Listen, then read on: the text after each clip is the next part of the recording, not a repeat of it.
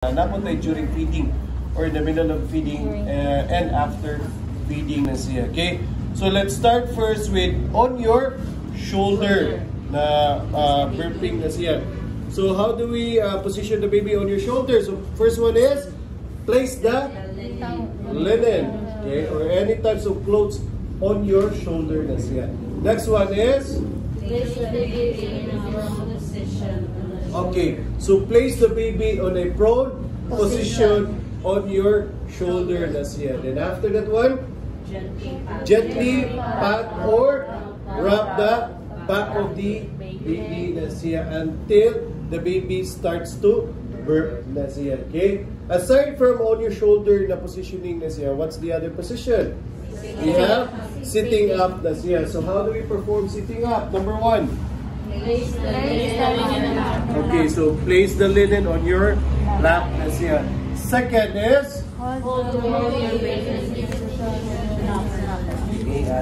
so hold the baby in a sitting position and place the baby in a sa naka-lean forward gamay na sige ani na baby. Okay. After that one, what do we do? Support the baby.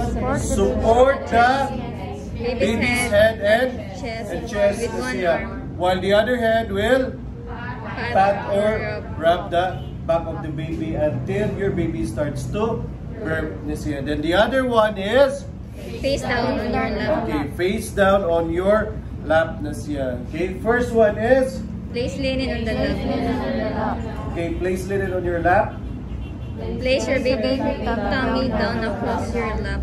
Okay. Then after that one,